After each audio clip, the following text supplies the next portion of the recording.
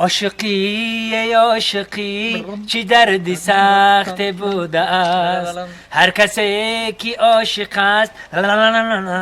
سلام علیکم دوستان عزیز، همه شما را به روز عید عاشقان تبریک میکنیم. عید عاشقان مبارک باشد. 14 فوریه روز عید عاشقان مبارک باشه. عاشقان مبارک باشه.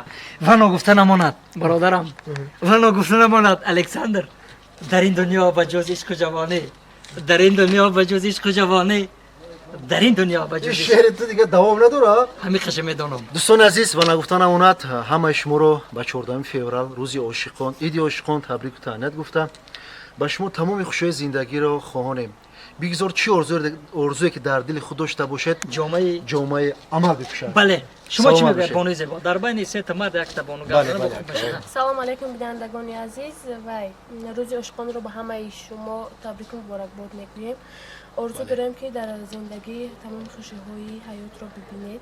همیشه در بین شما عشق باشه. همیشه در بین شما مهر و محبت باشه. و صحنه‌های نوی ما را در کانال اخیر قربان نگمتوف و دوست مراد شریفوف تماشا کنید. همه 100% دیگه گام در باره عاشقی رفته گوش کنیم. مردا همین خود عاشق هستی یا نه؟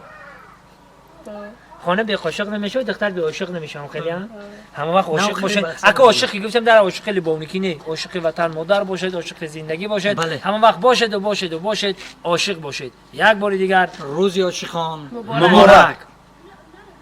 سلام دوستان عزیز، امروز ما با همراهی برادران همه سرجم اومدیم. من دخترک زیبا اکتریسه نمی ما نام نیست کنه نه که مود نوای مود پاس کنه. سلام حسین قربان جان، شکر هستی؟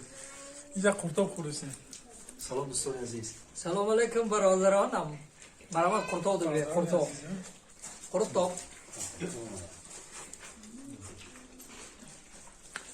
خیلی همون تشکیل زنده باشه. این قرطاب دوی بچه قرطاب اگه قرطاب واس که ایسته نزنی حروانی نه. سلام علیکم. اکای قربان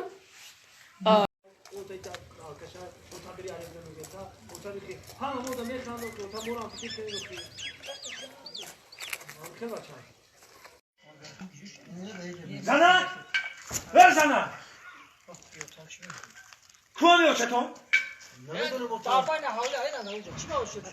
برای همه رو بگو کی اجری خریدن کی گرفته جدوری من عجب عجب نازداری گویا کی پرواز داری بسد هیله و نیرنگ خطا در دل جا داری کو ترا چند بار گفتم مالی من زنگیر نیستم کم در رسیه های باید منش بستم لیکی روزم ندادی خوردی دل و جگر من اسمس روی همه که خستم می خوابم زنگیر نبودم زنگیرم کردی در پرابل مهار زنجیرم کردی.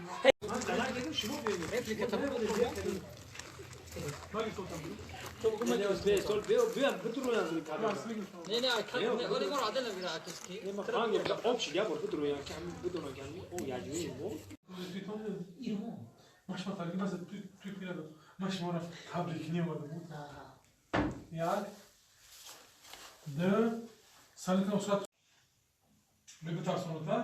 Kol kadar bir mega betalar. İyi bu kadar. Ne şu tabii. İsmail.